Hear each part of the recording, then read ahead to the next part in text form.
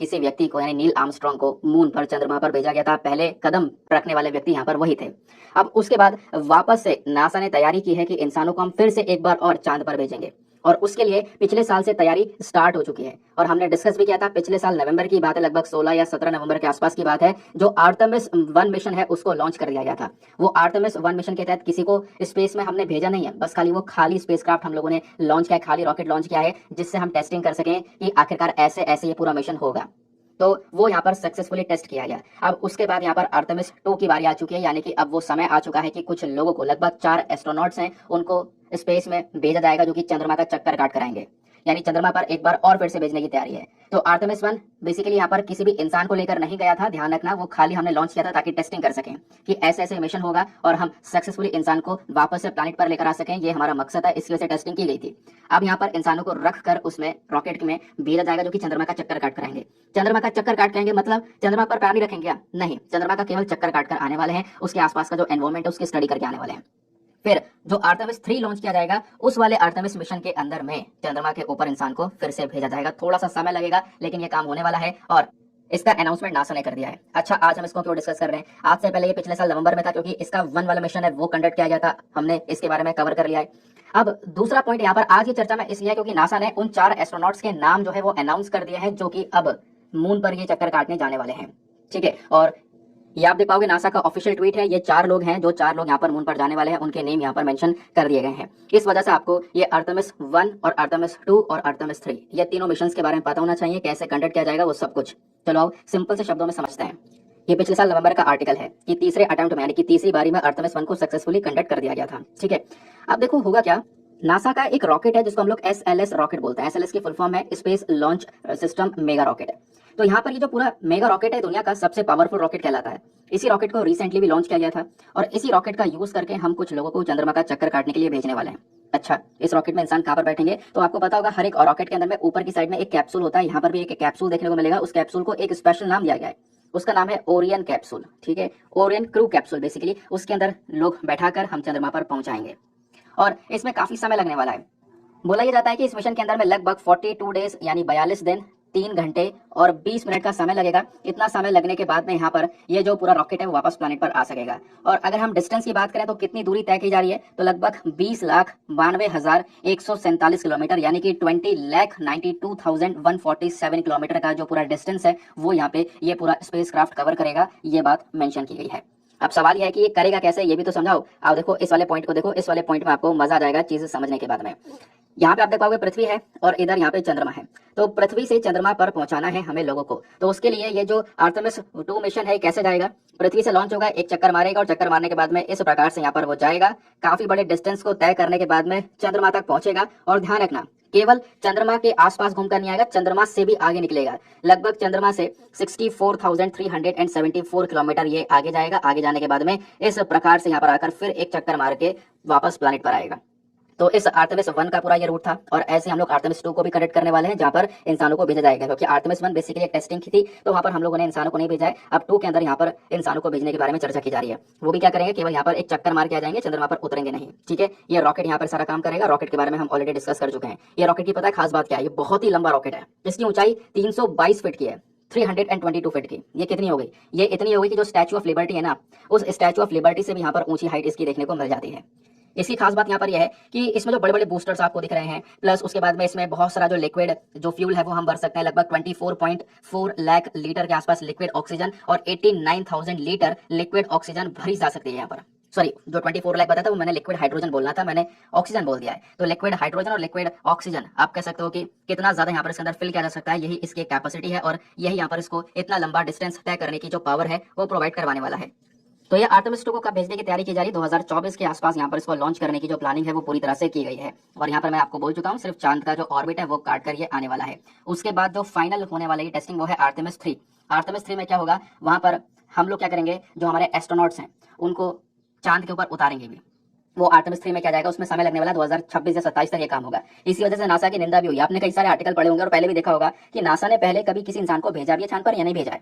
क्यों? क्योंकि बोला जाता है नील आर्मस्ट्रांग को भेजा है। नील आर्मस्ट्रांग पहले व्यक्ति थे जिन्होंने पहला कदम रखा था चांद के ऊपर में। तो लोग यहाँ पे क्यों इतना आलोचना कर रहे हैं उसकी? लोग इसलिए आलोचना कर रहे हैं कि अगर आप दोबारा ये मिशन कर रहे हो तो दोबारा आपको इतना समय नहीं लगना चाहिए था।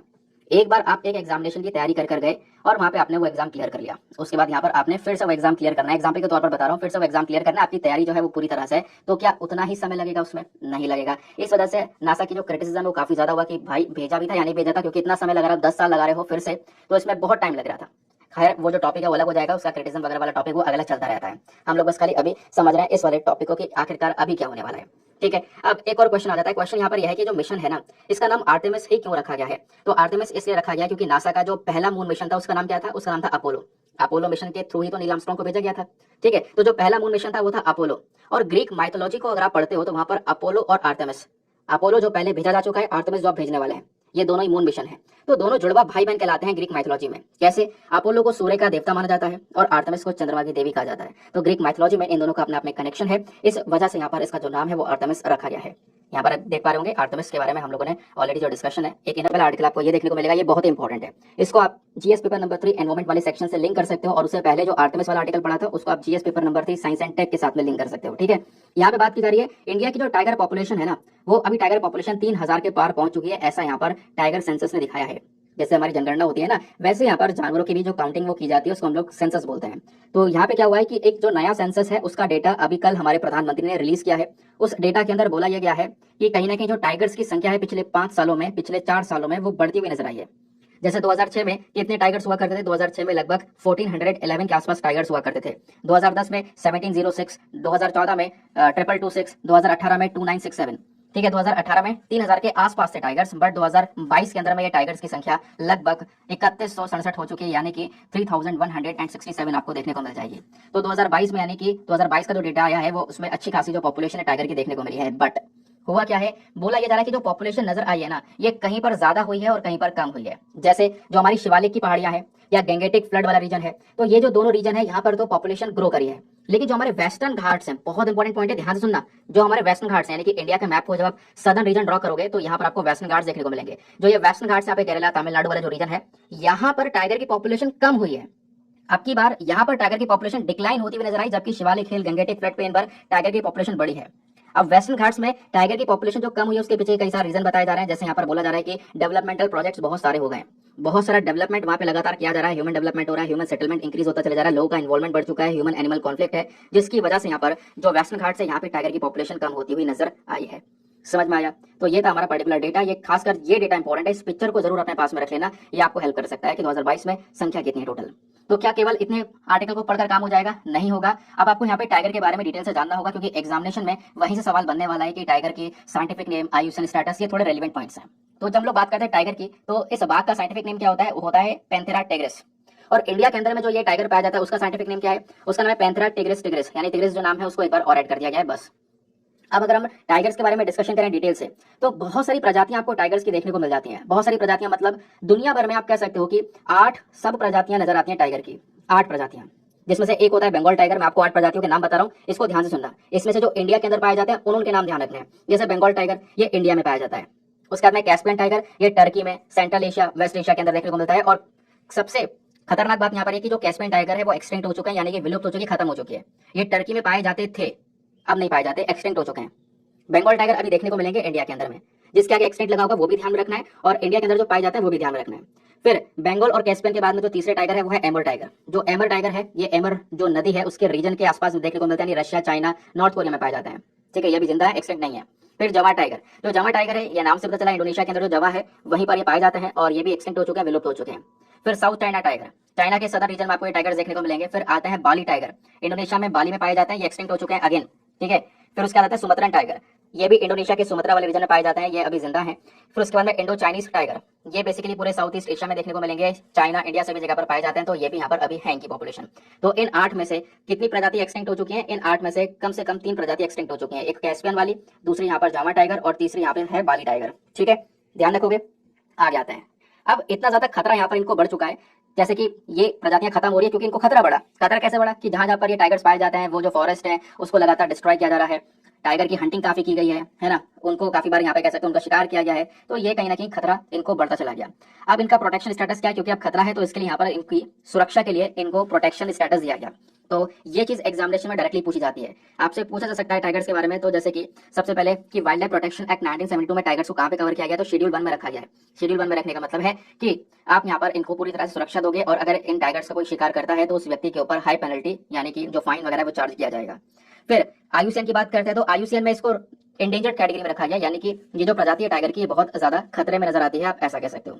बाकी साइट्स में अपेंडिक्स 1 में रखा गया है। अपेंडिक्स 1 में रखने का मतलब है कि आप इसका जो इंटरनेशनल व्यापार वगैरह है वो इतना आसानी से नहीं कर सकते, बहुत सारे रेस्ट्रिक्शंस आपको देखने को मिल जाते हैं। अब इंडिया में टोटल टाइगर रिजर्व कितने हैं, अब ये आप बताओगे 53 है या कितने हैं, जरा फटाफट नीचे कमेंट सेक्शन आप बताओ। पिछली बार आपसे पूछा था तो मेजोरिटी ऑफ लोगों ने गलत बताया था। तो भारत में आज के समय में टोटल कितने टाइगर रिजर्व हैं, फटाफट बताओ। अभी मैं आपको थोड़ा और डिटेल बताता हूँ। जितने भी भारत में टाइगर रिजर्व हैं उसमें से जो सबसे बड़ा लार्जेस्ट टाइगर रिजर्व है वो कौन सा है, वो है Nagarjuna Sagar Shri xylem tiger reserve. ये कहाँ पर है, आंध्र प्रदेश में है। और सबसे छोटा टाइगर रिजर्व कौन सा, वो है बोर टाइगर रिजर्व, जो कि महाराष्ट्र में देखने को मिलेगा। अब टाइगर की पॉपुलेशन का स्टेटस क्या है तो मैं आपको बता ही चुका हूं कि अभी 2022 के समय पर आप देख पाओगे 3000 से ज्यादा ही टाइगर की पॉपुलेशन आपको देखने को मिल जाएगी। टाइगर की पॉपुलेशन कहां पर बढ़ रही है या फिर कह सकते हो सीमित है, तो वो India, Nepal, Bhutan, Russia, China में आप देख पाओगे अच्छी खासी पॉपुलेशन नजर आती है। और सबसे ज्यादा जो टाइगर पाए जाते हैं दुनिया में वो कौन से देश में पाए जाते हैं, वो इंडिया में ही पाए जाते हैं। इवन मैं अगर ये कहूं कि दुनिया भर में जितने भी टाइगर्स पाए जाते हैं उसका 70% जो टाइगर्स है उनकी संख्या भारत में ही केवल देखने को मिल जाती है। तो इंडिया के अंदर में आप देखोगे हम लोगों ने टाइगर की पॉपुलेशन डेफिनेटली डबल की है, और ये काफी काबिल तारीफ है, क्योंकि यहाँ पे बहुत तेजी से हमने पॉपुलेशन को इंक्रीज किया है। अब जो ये टाइगर सेंसस है ये हर 4 साल में किया जाता है। तो आखिरी कब हुआ था, 2018 में। फिर उसके बाद कब होना था, 2022 में। तो 2022 का साल पूरा खत्म हो गया है। तो 2022 में जो सर्वे हुआ है उसके तहत पता ये चला कि हमारे पास में टाइगर की पॉपुलेशन 3000 से ज्यादा हो चुकी है, 3167। ये था हमारा कंप्लीट आर्टिकल का analysis. India tiger population top 3000 show census. तो सेंसस बेसिकली देखिए बता रहा हूँ, अभी ये फाइनल सेंसस नहीं है, it is just a preliminary report. इसके अंदर अभी चेंजेस होंगे, तो जब वो प्रॉपर चेंजेस होंगे तब हम इस रिपोर्ट के बारे में डिटेल में डिस्कशन करेंगे। फिलहाल बात ये है कि मोदी जी, हमारे प्राइम मिनिस्टर जी, मैसूर के अंदर कल यानी कि संडे को एक इवेंट के अंदर जो है बोल रहे थे। इस इवेंट का नाम है इंटरनेशनल बिग कैट अलायंस। तो बेसिकली इस इवेंट का हम लोगों ने क्या किया है, शुरुआत की है। इस बारे में आपको बताऊंगा क्या है। और हमारा जो टाइगर प्रोजेक्ट है जो 1973 के अंदर लॉन्च किया गया था उसकी 50th एनिवर्सरी भी थी। उस मौके पर मोदी जी ने मौके पे चौका मारा। उन्होंने ये बताया कि हमारे इंडिया का जो फिलहाल टाइगर का पॉपुलेशन है वो है अराउंड 3167 टाइगर्स। अब ये फाइनल नहीं है, इसका थोड़ा सा अभी अपडेट हम लोग करेंगे। बट एनीवेज 2018 में जो लास्ट टाइम सेंसस किया गया था उसके अंदर जो है 296 ऑलमोस्ट 3000 टाइगर्स थे, और 2040 में जो है देयर वर 2226। तो आप क्लियरली देख सकते हो साल दर साल इंडिया में टाइगर्स की पॉपुलेशन जो है वो इंक्रीज हो रही है। अभी जो प्रिलिमिनरी रिपोर्ट है वो क्या कहती है कि भाई देखिए Shivalik, Gangetic flood plain, central India, north east hills, Brahmaputra plains है, सुंदरबन, यहाँ पे टाइगर की पॉपुलेशन धीरे धीरे इंक्रीज हो रही है। बट अनफॉर्चुनेटली वेस्टर्न घाट और नीलगिरीज के अंदर हमारी पॉपुलेशन एक्चुअली डिक्लाइन हो रही है। अभी तो मैंने फिर से आपको बता दिया कि वो फाइनल रिपोर्ट नहीं। हाँ, फिलहाल आपको क्या पढ़ना है, आपको पढ़ना है about international big cat alliance. International big cat alliance, ये अलायंस इंडिया ने ही प्रपोज की थी 2019 के अंदर, ठीक है। और इंडिया ने ये भी कहा था कि हम लोग 5 सालों के लिए $100 मिलियन का इन्वेस्टमेंट इसमें करेंगे। तो दुनिया में सिर्फ टाइगर ही नहीं, जबकि जो बिग कैट्स हैं, look there are 7 big cats. Big cat 7 होती हैं, tiger, lion, leopard, snow leopard, puma, jaguar and cheetah. इनमें से हमारे पास चीता नहीं था, चीता हम लोग ले आए। फिलहाल जो इंडिया के पास नहीं है वो है प्यूमा और Jaguar. Out of 7 big cats India has 5 big cats, and India is the only country in the world जिसके पास 5 बिग कैट हैं, और किसी के पास ऐसी है भी नहीं एक्सेप्ट प्यूमा एंड जैगवार। ये आपको पता होना चाहिए, क्योंकि नामीबिया से मंगवा लिया हम लोग ने चीता। तो ये जो अलायंस है, बिग कैट अलायंस, इसके अंदर जो है 97 रेंज कंट्रीज हैं। ये वो कंट्रीज हैं जहाँ पे हैबिटेट पाया जाता है for the survival of the tigers, ठीक है। इसका एम वगैरह तो वही है, अवेयरनेस क्रिएट करना है, रिसोर्स डिपॉजिटरी बनाना है, रिसर्च करना है, कैपेसिटी बिल्डिंग करना है, बड़ी बड़ी बातें जो हम लोग करते हैं हमेशा से, ठीक है। तो ये कुछ थोड़ा सा आपको आइडिया होना चाहिए। और एक चीज आपको और बताता चलूं कि जल्दी ही ऐसा भी हो सकता है कि इंडिया, जैसे हम लोगों ने चीता का ट्रांसलोकेशन किया है ना, साउथ अफ्रीका से मंगवाया, नामीबिया से मंगवाया, ऐसा हो सकता है कि आने वाले टाइम में इंडिया से टाइगर्स को भी बाहर ट्रांसलोकेट किया जाए। कंबोडिया इज वन कंट्री जिसको फिलहाल आइडेंटिफाई किया गया है, जहां पे हम लोग टाइगर भेज सकते हैं, क्योंकि कंबोडिया से भी टाइगर एक्सटिंक्ट हो चुके हैं। एक टाइम हुआ करता था जब कंबोडिया में चारों तरफ टाइगर ही हुआ करते थे भाई, अभी वहां पे खत्म हो गया, जैसे इंडिया से चीता खत्म हो गया था। So the way Namibia translocated cheetahs to India, उसी तरह से we can also translocate our tigers to Cambodia. बातें चल रही है, ऐसा हो भी सकता है। ये पुराना सा कंटेंट है, ऑलरेडी मुझे कहीं मिल गया था, तो सोचा आपको कॉपी पेस्ट करके डाल देता हूँ। तो इस साल का जो टाइगर सर्वे अपना होने वाला है वो कहाँ से शुरू हुआ था, वो बांदीपुर से शुरू हुआ था भाई, ठीक है, बांदीपुर। ये बाकी तो थोड़ी छोटी चीजें हैं, हर 4 साल के बाद जो है टाइगर सेंसस किया जाता है। 2016, 10, 14, 18 थोड़ा कोविड की वजह से डिले हो गया इस बार, तो बहुत जल्दी ही रिलीज करने वाले हैं हम लोग, ठीक है। यहाँ पे एम स्ट्रिप्स, ठीक है, monitoring system of the tiger intensive protection ecological stamp, ये एप्लीकेशन होता है जिसका यूज किया जाता है रियल टाइम में टाइगर्स को मॉनिटर करने के लिए, ठीक है। तो थोड़ा थोड़ा पता होना चाहिए। The state with the maximum tiger population include Madhya Pradesh, Karnataka, Uttarakhand and Maharashtra according to last census. तो इस सेंसस में हो सकता है थोड़ा बहुत अपडेट इसके अंदर हो जाए। चलिए के बराबर में एक छोटा सा आर्टिकल देखने को मिलेगा। हुआ क्या है कि जो हमारी टेलीकॉम अथॉरिटीज है उन्होंने 120 सेंडर आईडीज को अभी ब्लॉक किया है, क्योंकि उनका जो लिंक है वो चाइना के साथ में था, इस वजह से। तो हुआ क्या, हमारी केंद्र सरकार ने बहुत सारे जो हेडर्स हैं जो कि यहाँ पर उनका चाइना के साथ में लिंक था उसको ब्लॉक कर दिया। हेडर क्या होता है, बेसिकली एक सेंडर आईडी, या कह सकते हो कि एक कॉम्बिनेशन देखने को मिलता है। कुछ यूनिक से कैरेक्टर्स होते हैं, कुछ नंबर्स होते हैं, उनका कॉम्बिनेशन देखने को मिलता है। वो एक पर्टिकुलर कंपनी को या ब्रांड को रिप्रेजेंट कर रहा होता है। ठीक है, एक सेंडर आईडी होती है बेसिकली। तो इस प्रकार की आईडी बहुत सारे बैंक, मार्केटिंग कंपनी के थ्रू यूज की जाती है, बड़े बड़े मैसेजेस आपको भेजे जाते हैं। ठीक है, तो अब यहाँ पर उनका चाइनीज लिंक देखने को मिला है, जैसे कि वेस्ट बंगाल का भी जो state electricity distribution company limited है ना, इन्होंने भी यहाँ पर चाइनीज होस्ट के साथ में कॉम्प्रोमाइज कर लिया था, और चाइनीज होस्ट ने बेसिकली यहाँ पर उस पूरे कंपनी को टेक ओवर कर लिया है। तो कई बार जो यहाँ पे हेडर भेजे जाते हैं, इस प्रकार के सेंडर आईडी भेजी जाती है, उनका मिसयूज भी किया जाता है कंज्यूमर्स को चूना लगाने के लिए। ठीक है, तो अब यहाँ पर जिन जिन के साथ में चाइना का लिंक था, बेसिकली 120 के आसपास सेंडर आईडीज देखने को मिली है ऐसी, उनको यहाँ पे ब्लॉक किया गया। खास बात नहीं है कुछ, बस खाली इतना सही पॉइंट ध्यान में रखना है। आगे आते हैं, नेक्स्ट आर्टिकल बहुत इंपॉर्टेंट है। ये पेज पर जितने भी आर्टिकल है सब के सब बहुत रेलिवेंट होने वाले हैं। तो टाइगर की पॉपुलेशन वाला आर्टिकल हम डिस्कस कर ही चुके हैं, वो रिपीटेड आर्टिकल है। ठीक है, अब ये वाला आर्टिकल हमारे लिए बहुत कम का है। क्या बात कर रहे हैं, हमारी केंद्र सरकार प्लान कर रही है कि जो लाइव स्टॉक इंश्योरेंस स्कीम है उसको और ज्यादा बेहतर किया जाए, इसके अंदर बदलाव किए जाए, ताकि हम इस स्कीम में ज्यादा कवरेज कर सकें, इस स्कीम के फायदे ज्यादा से ज्यादा लोगों को हो। अब स्कीम का नाम क्या है, लाइव स्टॉक इंश्योरेंस स्कीम। जब मैं बात करता हूँ लाइव स्टॉक की, तब हम बात कर रहे होंगे किसकी, गाय और भैंसों की। गाय भैंस को जो पाला जाता है, पशुपालन की बात कर रहे होंगे। ठीक है, अब आप कहोगे लाइव स्टॉक इंश्योरेंस स्कीम, जैसा इंसान का इंश्योरेंस होता है, इंसान का बीमा होता है, वैसे यहाँ पर ये पशु का बीमा भी होता है क्या? हाँ, तो यहाँ पर ये एनिमल इंश्योरेंस, हम पशु कह सकते हो, पशु बीमा इसको हम लोग बोलते हैं। तो जो गाय भैंस है, जो खासकर यार दुधारू एनिमल है, जो बहुत सारा दूध यहाँ पर देने का काम करते हैं, खासकर ये गाय और भैंस, इनका इंश्योरेंस भी किया जाता है, ताकि अगर किसी कारणवश यहाँ पर इनकी मृत्यु होती है जानवरों की, तो इससे जो व्यक्ति इनको पाल रहा था उनको थोड़ा सपोर्ट मिल जाए। ठीक है, इसलिए यहाँ पर ये जो इंश्योरेंस स्कीम है वो चलाई जाती है, ताकि इंश्योरेंस का पैसा जो है उस व्यक्ति को मिल जाए जो यहाँ पर पाल रहा था, और वो दूसरा जानवर लेकर आ सके। तो हुआ क्या, केंद्र सरकार ने बोला कि जो ये लाइव स्टॉक इंश्योरेंस स्कीम है ना, ये अभी सही से काम नहीं कर रही है। इसका कवरेज 2021-22 तक देखोगे बढ़िया था, लेकिन 2022-23 में एक भी इंसान को कवर नहीं किया गया इस स्कीम के अंदर में। तो हमारा मकसद है कि हम इस स्कीम को बदलें, और सरकार डिसाइड कर रही है कि बिल्कुल ये पूरी की पूरी जो स्कीम है इसको हम रिप्लेस करने वाले हैं, यानी कि लाइव स्टॉक इंश्योरेंस स्कीम को पूरा हटाकर एक नई स्कीम लेकर आई जाएगी। उसका क्या नाम होगा, comprehensive live stock insurance scheme. ठीक है, ये क्या करेगा, ये इस वाली स्कीम को हटा देगा, क्योंकि एक दूसरी स्कीम लेकर आएंगे जो कि बहुत ही ज्यादा डिटेल में सभी चीजों को कवर करेगी। अब देखो, एक सिंपल सी बात है, कोई पर्सन है, ठीक है, अब डेयरी फार्मर है, उसने क्या किया, कोई गाय भैंस पाल रखी है, अब वो यहाँ पर उसके ऊपर इंश्योरेंस ले रहा है। अब कितनी गाय भैंस के ऊपर इंश्योरेंस ले सकता है, 5 के ऊपर यहाँ पर वो इंश्योरेंस ले सकता है, बीमा करवा सकता है उनका। अब इंश्योरेंस करवाते हैं तो आपको पता होगा, जितना इंश्योरेंस आप करवा रहे हो ना, उसका कुछ अमाउंट जाता है, आपको कुछ प्रीमियम जो है वो पे करना होता है। आपको कुछ पैसा भी मिलेगा, लेकिन प्रीमियम जो होता है वो यहाँ पर पे करना पड़ता है। तो हुआ क्या, अभी बोला ये जा रहा है कि जैसे शेड्यूल कास्ट, शेड्यूल ट्राइब्स हैं, ये वाले यहाँ पे जो शेड्यूल कास्ट और शेड्यूल ट्राइब कम्युनिटी के जो लोग हैं ना, उनके लिए प्रीमियम को माफ कर दिया जाए, क्योंकि यहाँ पर एक इंसान को प्रीमियम भरना पड़ेगा, उसके बाद इंश्योरेंस हो पाएगा। प्रीमियम नहीं भरोगे तो इंश्योरेंस नहीं होगा। ठीक है, तो यहाँ पर कुछ अमाउंट भरना पड़ता है, तो इनके लिए यहाँ पर इसको छोड़ने के लिए बात की गई है। क्यों? क्योंकि यहाँ पर बहुत सारे ऐसे शेड्यूल कास्ट और शेड्यूल कम्युनिटीज के लोग आपको देखने को मिलेंगे जो कि कहीं ना कहीं यहाँ पर उनकी इकोनॉमिक कंडीशंस अच्छी नहीं है। इस चक्कर में यहाँ पर वो लोग इस स्कीम के अंदर में कवर नहीं हो पाएंगे अगर उनसे प्रीमियम लिया जाएगा तो इसलिए उनके लिए प्रीमियम माफ कर दिया जाए, ताकि हम अपने इस स्कीम में जो कवरेज है उसको बढ़ा सकें, यानी ज्यादा से ज्यादा लोगों को यहाँ पर इस स्कीम के तहत बेनिफिट दिए जा सकें। बात क्लियर हो गई? अब देखो, यहाँ पर एक पैनल ने यहाँ पे ये भी बताया है कि जो ये लाइव स्टॉक इंश्योरेंस स्कीम है ना, 2021-22 में इसने लगभग 1,74,061 को इंश्योरेंस किया था। इतना का यहाँ पर जो इंश्योरेंस है वो प्रोवाइड करवाया था, लेकिन 2022-23 में ये इंश्योरेंस जीरो हो गया है। एक सिंगल एनिमल का, एक भी जानवर का इंश्योरेंस नहीं हुआ, एक भी पशु बीमा नहीं देखने को मिलेगा। तो अब इसको बदलकर हम एक डिटेल से इंश्योरेंस स्कीम लेकर आने वाले हैं, जो कि पूरी तरह से लाइव स्टॉक को कवर करेगी। समझ में आ गया? क्लियर हो गया? अब देखो, यहाँ पर इतना आर्टिकल पढ़ना इनफ नहीं होगा, क्योंकि एक ऐसा टॉपिक है जो प्रीलिम्स के लिए तो इंपॉर्टेंट है ही, साथ ही साथ में मेंस के लिए भी इंपॉर्टेंट है। और मैं आपको बता दूं, ये एक ऐसा टॉपिक है जिससे यूपीएससी पहले सवाल पूछ चुका है, और ना केवल प्रीलिम्स में, मेंस में ही पूछ चुका है। वो भी मैं आपको क्वेश्चन दिखाऊंगा। ठीक है, तो पहले हम यहाँ पर डिस्कस करेंगे भारत के लाइव स्टॉक सेक्टर के बारे में, यानी कि जो लाइव स्टॉक सेक्टर है, पूरा गाय भैंसों का पूरा सेक्टर जो देखने को मिलेगा, इसकी स्थिति भारत में कहाँ पर है, कहाँ पर स्टैंड करती है, वो हम लोग समझने की कोशिश करेंगे। तो जब बात करते हैं एनिमल हस्बेंड्री की, पशुपालन की बात करते हैं, तो देखो, ये जो पशुपालन है ना, ये हमारे एग्रीकल्चर का एक इंटीग्रल पार्ट है, एग्रीकल्चर का बहुत लंबे समय से हिस्सा बना हुआ है।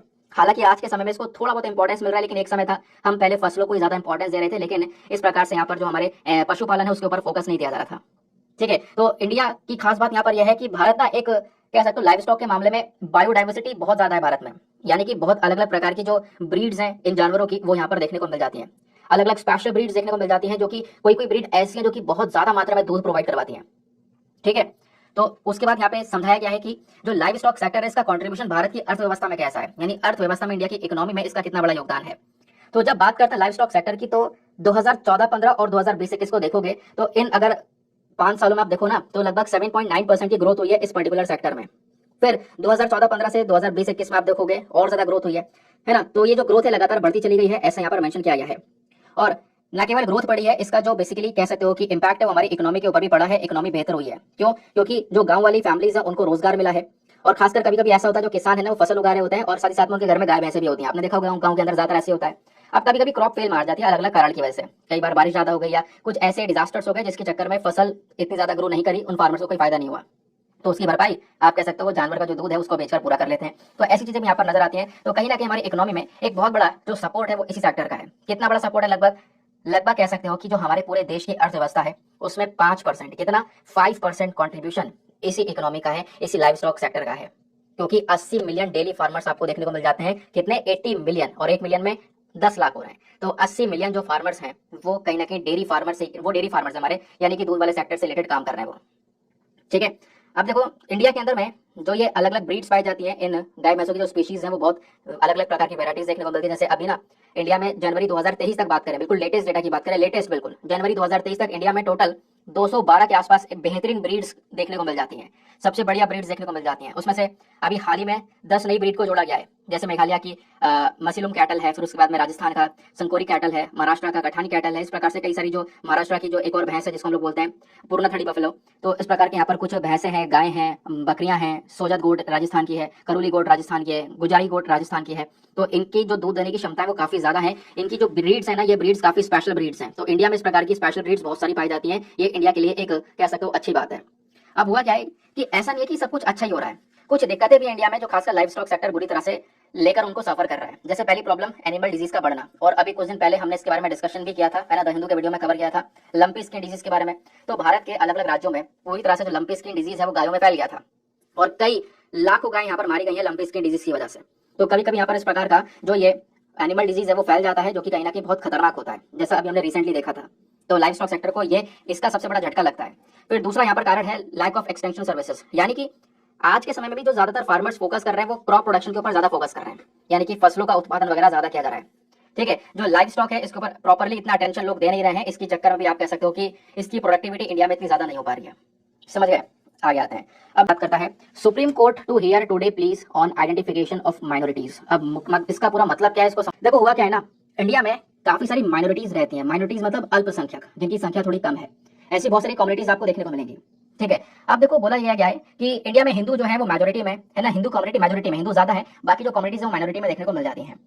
लेकिन सुप्रीम कोर्ट में हाल ही में एक पिटीशन डाली गया है, याचिका डाली गई, और सुप्रीम कोर्ट से कहा गया कि आप ये तो देख रहे हो कि हाँ इंडिया के लेवल पर, नेशन के लेवल पर देख रहे हो कि हाँ कौन मेजोरिटी में, हिंदू मेजोरिटी में, ये देश के लेवल पर है। लेकिन आपको करना क्या चाहिए? स्टेट लेवल पर डेटा निकालना चाहिए, राज्य के स्तर पर। कई सारे राज्य ऐसे हैं, 10 राज्य लगभग ऐसे हैं जहां पर हिंदू माइनॉरिटी में है, अल्पसंख्यक के अंदर में आते हैं। ठीक है, वहां पे दूसरी कम्युनिटी मेजोरिटी में है। तो वो चीज यहाँ पर डेटा हमें पता होना चाहिए, और उस डेटा के हिसाब से जो माइनॉरिटी कम्युनिटी को बेनिफिट्स मिल रहे हैं, तो जो जो राज्य जहां पर हिंदू कम्युनिटी माइनॉरिटी में आ रहे हैं उनको भी वो बेनिफिट्स मिलने चाहिए जो कि नहीं मिल रहे हैं उनको। ठीक है, यानी कुछ राज्य ऐसे हैं जहां पर हिंदू अल्पसंख्यक में आ रहे हैं, माइनॉरिटीज में आ रहे हैं, तो उनको भी वहां पे वही वाले बेनिफिट्स मिलने चाहिए जो कि सारी माइनॉरिटी कम्युनिटीज को मिल रहे हैं। लेकिन उन हिंदी कम्युनिटी को नहीं मिल पा रहे हैं, तो वो पूरा मामला जो है सुप्रीम कोर्ट में चल रहा है। तो अभी यहाँ पर ये जो सुप्रीम कोर्ट है वो इन आइडेंटिफिकेशन ऑफ माइनॉरिटीज का जो पूरा मैटर है इसकी सुनवाई आज करने वाला है। तो आज यहाँ पे काफी सारी जो डिटेलिंग्स है वो यहाँ पे हमको प्रोवाइड करवाएगा। ठीक है, तो लगभग कई सालों से, वैसे तो बहुत साल हो गए जो मैटर चल रहा है, बहुत समय से मैं यहाँ पर इस टॉपिक को डिस्कस करता आ रहा हूँ। अभी रिसेंटली क्या हुआ था, सुप्रीम कोर्ट ने 9 राज्यों में जो हिंदू है ना उसको, मतलब हिंदुओं को अल्पसंख्यक जो है वो देखा जाता है, मतलब 10 राज्यों में लगभग हिंदू अल्पसंख्यक की तरह देखे जाते हैं, वहाँ पे माइनॉरिटी में हिंदू है ना, तो उनको माइनॉरिटी का दर्जा देना चाहिए, इसकी प्रकार की मांग भी की गई थी सुप्रीम कोर्ट से। बट सुप्रीम कोर्ट ने भी यहाँ पर इस केस को सही से देखा नहीं है। सुप्रीम कोर्ट ने अभी इन राज्यों से सुनवाई करवाई है कि इनसे डेटा मांगा कि भाई अपना डेटा लाके दो हमें। कुछ राज्यों ने डेटा दिया है अभी और कुछ राज्यों ने डेटा नहीं दिया है।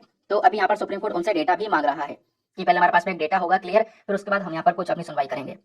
अब इस पूरे आर्टिकल के बेसिस पर, क्योंकि आर्टिकल तो छोटा सा था, कहानी इतनी सी थी, अब इसके बेसिस पर आपको पता होना चाहिए कि इंडिया में माइनॉरिटीज का स्टेटस क्या है, अल्पसंख्यक की स्थिति क्या है। तो सबसे पहली चीज मुस्लिम्स, ध्यान रखना, Muslims, Sikh, Christian, Buddhist, Jain, Zoroastrian यानी कि पारसीज, ये जो कम्युनिटीज हैं इनको यहाँ पे माइनॉरिटी सेक्शन में कवर किया गया, ये अल्पसंख्यक कम्युनिटी कहलाती हैं। अच्छा, कोई कानून वगैरह है क्या? हाँ, एक कानून है जिसको हम लोग बोलते हैं national commission for minorities act 1992, 1952 का ये कानून है। इसका जो सेक्शन 2 है, सेक्शन 2 क्लॉज सी, इसी के अंदर में यहाँ पर क्या किया गया है, इन ये जो कम्युनिटीज मैंने ऊपर नाम बताई है इनको माइनॉरिटी का दर्जा दिया गया कि ये अल्पसंख्यक कम्युनिटीज हैं। अब सवाल यहाँ पर यह है कि माइनॉरिटी का स्टेटस, ये जो दर्जा है इंडिया में देता कौन है? तो ये हमारी केंद्र सरकार है जो डिसाइड करती है कि किसको माइनॉरिटी का स्टेटस हमारे इंडिया में मिलना चाहिए। लेकिन केंद्र सरकार खुद से डिसाइड नहीं करती है, उसको एक कानून का यूज करना पड़ता है, यानी national commission for minorities act 1992 के तहत ये सारा काम किया जाता है। और फिर उसके बाद में कुछ कम्युनिटीज जो कि माइनॉरिटी होंगी उनको हम सेक्शन 2C के अंदर में लेकर आएंगे और उनको यहाँ पर माइनॉरिटी सिटीजन का जो दर्जा है वो देंगे, उन प्रोविजंस को फॉलो करते हुए। अब बात यहाँ पर यह है कि केंद्र सरकार ने अभी तक कितनी कम्युनिटीज है जिनको माइनॉरिटी का स्टेटस दे चुके हैं। तो लगभग 6 कम्युनिटीज हैं। स्टार्टिंग में 6 कम्युनिटीज हैं, जैसे कि आप देखोगे यहाँ पर आप देख पाओगे। वैसे 6 कम्युनिटीज हमारी जिनको हम अपने देश में माइनॉरिटी का स्टेटस देते हैं। स्टार्टिंग में 5 थी। वैसे अक्टूबर 1993 में लगभग मुस्लिम, क्रिश्चियन, सिख, बुद्धिस्ट, पारसी तक को यहाँ पर केवल और केवल माइनॉरिटी का स्टेटस दिया गया था। बाद में जनवरी 2014 में हमारी केंद्र सरकार ने इसी लिस्ट में जैन्स को भी ऐड करते, तो जैन्स को भी यहाँ पर माइनॉरिटी का दर्जा आज के समय पर दिया जाता है, वो भी अल्पसंख्यक वाली कैटेगरी में आते हैं। लेकिन अगर हम राज्यों के स्तर पर बात करें, क्योंकि ये देश के लेवल पर डेटा हमने डिस्कस किया है कि देश में कौन सी कम्युनिटी किस लेवल पर है। अब अगर हम बात करते हैं स्टेट वाइज, तो काफी सारे स्टेट वाइज देखो डेटा यहाँ पर माना नहीं जाता है, तो इसी वजह से मांग ये की गई कि आप स्टेट वाइज डेटा निकालो। महाराष्ट्र के अंदर में कुछ ऐसे स्टेट है ना, कुछ ऐसे स्टेट यहाँ पर ज्यूज माइनॉरिटी में है, कुछ ऐसे स्टेट है जहाँ पर और कम्युनिटीज माइनॉरिटी में है। लगभग 10 राज्य ऐसे इंडिया में जहाँ पर हिंदूज माइनॉरिटी में है ना। तो ये डेटा निकालने की मांग जो है वो की गई है कि भाई इस डेटा को निकालो और जो माइनॉरिटी में आ रहे हैं आप उनको माइनॉरिटी का दर्जा दो कि हाँ इस राज्य में ये कम्युनिटी माइनॉरिटी में है। ठीक है, बात क्लियर हो गई। सुप्रीम कोर्ट आज इस मैटर को देखने वाला है। अब बात करते हैं कि जो भी अल्पसंख्यक है ना, इनको लेकर हमारे संविधान में क्या क्या प्रोविजन नजर आते हैं। ये बहुत इंपॉर्टेंट पॉइंट है। हमारा कॉन्स्टिट्यूशन क्या बोलता है माइनॉरिटीज को लेकर। तो जो आर्टिकल 29 और आर्टिकल 30 है ना, वो यहाँ पर कुछ राइट्स, कुछ हक देता है हमारे माइनॉरिटीज को।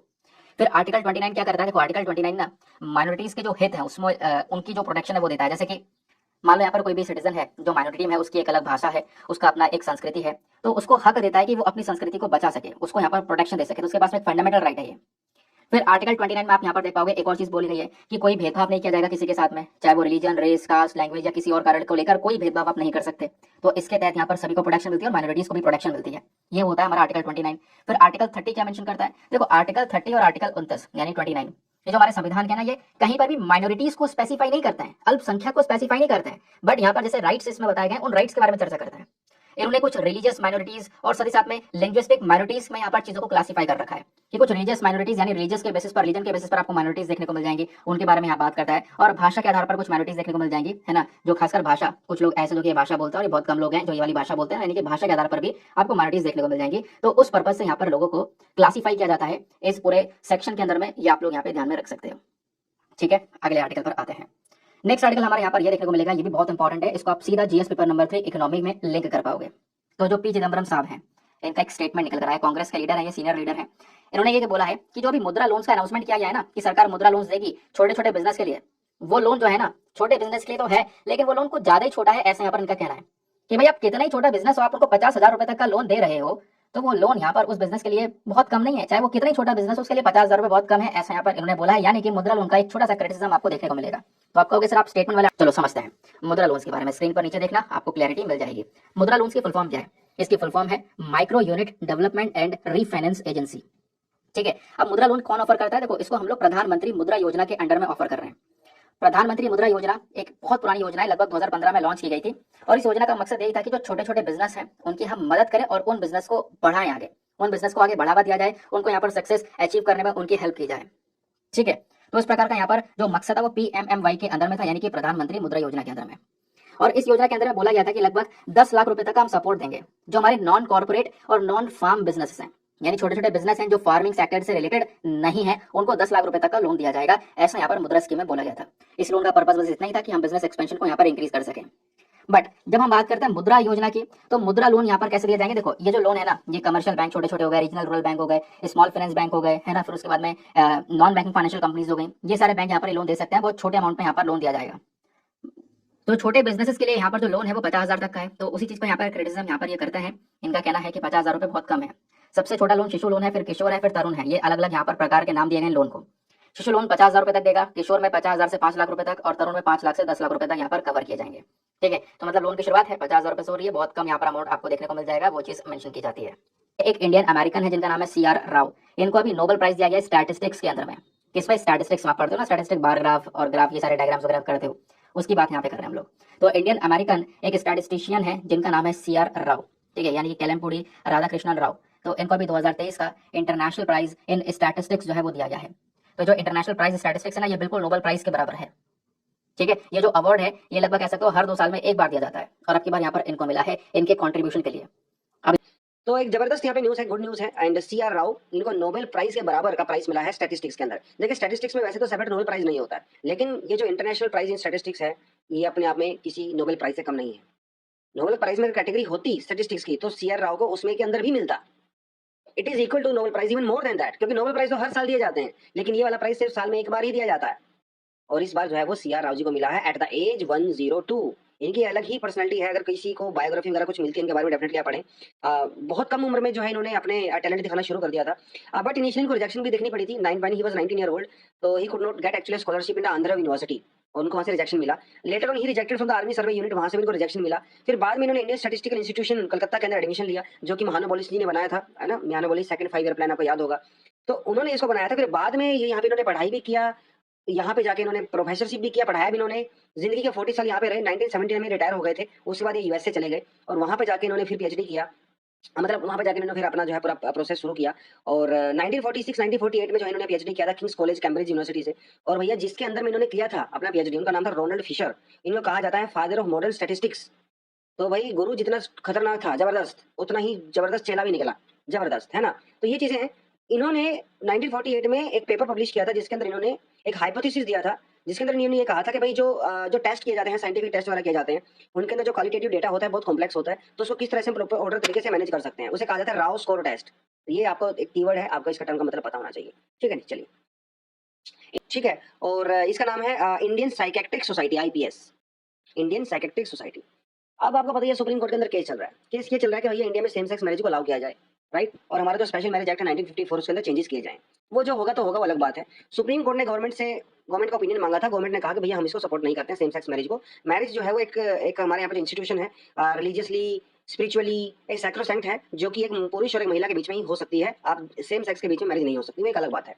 अब उसके सरकार ने ये कहा कि देखिए साहब, जो हस्बैंड वाइफ होते हैं, एक पुरुष होता है, एक महिला होती है, जब दोनों का बच्चा होता है, तो एक बच्चे के लिए फादर एक मदर दोनों रिक्वायर्ड होती है, ठीक है। उसके बिना बच्चे का ओवरऑल डेवलपमेंट नहीं हो सकता, ऐसा सरकार ने कहा है। लेकिन साइंटिफिक डेटा इस बात को प्रूफ नहीं करता है, ठीक है। ये जो साइकेट्रिक सोसाइटी, इंडियन सोसाइटी, इसने वर्ल्ड की कई सारी ऐसी स्टडीज को पढ़ा जो अमेरिका में की गई, इधर उधर की गई। उन्होंने ये पाया कि जो सेम सेक्स कपल्स होते हैं, ठीक है, सेम सेक्स जो कपल्स होते हैं, उनके जो बच्चे होते हैं वो नॉर्मल बच्चों जैसे ही होती है उनकी ग्रोथ, कोई अलग ग्रोथ नहीं होता। ऐसा नहीं होता कि भैया वो प्रॉपर तरीके से डेवलप नहीं होते हैं। No, IPS also stated that child adopted into the same gendered family में फेस चैलेंजेस, स्टिग्मा और डिस्क्रिमिनेशन। अगर सरकार उसको अलाउ नहीं करेगी तो इनको स्टिग्मा हो जाएगा, समझ रहे, स्टिग्मा फेस करना पड़ता है, डिस्क्रिमिनेशन फेस करना पड़ता है। लेकिन अगर इसको एक बार लीगलाइज कर दिया गया, तो ऐसे पेरेंट्स भी अपने बच्चों को जेंडर न्यूट्रल माहौल में पैदा कर सकते हैं, उनको बढ़ा सकते हैं, ठीक है। अडॉप्टेड जो बच्चे होंगे सेम सेक्स कपल्स के, they can be gay, they can be lesbians, उनके बच्चे भी नॉर्मल ग्रोथ करते हैं, ऐसी कोई बात नहीं है, ऐसा उन्होंने कहा है, ठीक है। On contrary, discrimination which prevents the above may lead to the mental health issues, ठीक है। सरकार का ये जो स्टैंड है वो किसी को बेनिफिट नहीं करता है, even it will lead to more discrimination towards LGBT community. तो ऐसे इन्होंने कहा है। बाकी वो टॉपिक तो लोग डिटेल में डिस्कस कर ही चुके हैं। तो इंडिया का जो इसरो है, डेफिनेटली कोई संदेह वाली बात नहीं है, उसकी ग्रोथ एक ऐसी ग्रोथ है जो कि इंसान के रोंगटे खड़े कर दे। इसरो एक समय पर क्या था और आज क्या है, ये दुनिया भर के देश जानते हैं कि इंडिया के खासकर जो स्पेस एजेंसी इसरो, उसकी ग्रोथ किस प्रकार की रही है और कितनी मेहनत यहाँ पर इन सभी साइंटिस्ट ने की होगी, जिनकी वजह से यहाँ पर जो इसरो है वो यहाँ तक पहुंच पाया है, ठीक है। तो इसरो डेफिनेटली यहाँ पर इंडिया की एक बहुत बड़ी प्राइड आपको देखने को मिलेगा। मतलब कई सारे देश ऐसे हैं जो अभी भी यहाँ पर अपने सैटेलाइट्स को लॉन्च नहीं कर पाते, बट इंडिया दूसरे देशों के सैटेलाइट्स लॉन्च करने का सक्षम अपने पास में रखता है। तो उसको लेकर यहाँ पे राइटर मेंशन करते हैं, ये जो स्पेस एज है ना, ये पूरे अंतरिक्ष का जो पूरा का पूरा एरा है, ये स्टार्ट हुआ था 1957 में, यानी सैटेलाइट्स वगैरह लॉन्च करने की शुरुआत 1957 में हुई। सबसे पहले जो सैटेलाइट लॉन्च की गई थी वो थी स्पुतनिक 1, आपको पता होगा, USSR की सैटेलाइट थी। कौन सी? स्पुतनिक 1। फिर उसके बाद यहाँ पर एक यूरी गैंगरिन, ये वर्ल्ड के फर्स्ट पर्सन बने। यूरी गैंगरिन पहले व्यक्ति बने जिन्होंने स्पेस में ट्रैवल किया, स्पेस में जाने वाले पहले पर्सन बने। फिर उसके बाद में नील आर्मस्ट्रांग आए, नील आर्मस्ट्रांग ने इतिहास ही रच दिया। 1969 के अंदर आप कह सकते हो कि पहले व्यक्ति बने जिन्होंने यहाँ पर चंद्रमा के ऊपर कदम रखा। तो ये हमारा पूरा का पूरा पहला स्पेस एज था जो कि यहाँ पर रियलिटी में आ चुका था। ये फर्स्ट स्पेस एज था जो कि मतलब कह सकते हो हकीकत बन चुका था लोगों के लिए। फिर उसके बाद में दूसरे नंबर पर आप देख पाओगे जो सेकंड स्पेस एज है वो आज के समय पर चल रहा है हमारा। हमें और डेवलपमेंट्स की आवश्यकता है और आगे अंतरिक्ष में स्टडी करने की आवश्यकता है, ठीक है। इन्होंने यहाँ पर राइटर ने बोला है कि 1950 से लेकर 1951 तक, 1950 से लेकर 1991 तक आप टाइम पीरियड देखोगे ना, तो ये टाइम पीरियड कोल्ड वॉर वाला भी चल रहा था, यानी इधर वेस्टर्न कंट्रीज थी, अमेरिका था, इधर USSR था, इनके आपस में शीत युद्ध भी चल रहा था। अब कोल्ड वॉर में हाथापाई नहीं हो रही थी, एक दूसरे को पछाड़ रहे थे कि हथियार हम कौन बनाएगा सबसे ज्यादा, ये बनाएगा वो बनाएगा, कौन सबसे ज्यादा सैटेलाइट लॉन्च करेगा, ये काम चल रहा था। तो इस कोल्ड वॉर की वजह से यहाँ पर आप कह सकते हो कि ये वो समय था जिस समय 60 से लेकर 120 के आसपास जो स्पेस लॉन्चेस है वो देखने को मिले थे उस साल। 60 से लेकर 120 के आसपास स्पेस में हमने कुछ ना कुछ चीजों को, कुछ ना कुछ मिशन को लॉन्च किया था। इसमें से कई सारे मिशन जो है यूएस के थे और बहुत सारे मिशन यूएसएसआर के थे, यानी सोवियत यूनियन के, जो टूटकर बाद में यहाँ पर बिखर गया और उसमें से सबसे बड़ा कंट्री रशिया बनकर निकला। ये बात थी 1991 तक की। फिर उसके 30 साल बाद आप देखोगे अब सिचुएशन और बदल चुकी है। पिछले साल की बात करें तो जितना वो लोग यहाँ पे कई सालों में मिलकर लॉन्च करते थे, उससे ज्यादा आज एक एक साल में लॉन्च हो जाता है। पिछले साल की बात यहाँ पर राइटर बोलते हैं लास्ट ईयर की। लास्ट ईयर क्या हुआ कि लगभग 180 जो स्पेस लॉन्चेस वो करेंगे, स्पेस में अलग अलग चीजें लॉन्च की हैं, सैटेलाइट्स को लॉन्च किया है। पिछले साल की बात है, जिसमें से 61 स्पेस सैटेलाइट तो केवल इलॉन मस्क की हैं। इलॉन मस्क की उनकी खुद की एक प्राइवेट स्पेस कंपनी है जिसको हम लोग स्पेस एक्स के नाम से जानते हैं।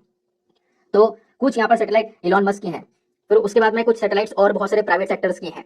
ठीक है, तो कहने का मतलब राइटर बोलते हैं कि भैया प्राइवेट सेक्टर भी यहाँ पर आ चुका है। अभी तक ये स्पेस एजेंसी क्या होती है ना, ये सरकार की होती है, जैसे फॉर एग्जांपल इसरो है, सरकारी एजेंसी है।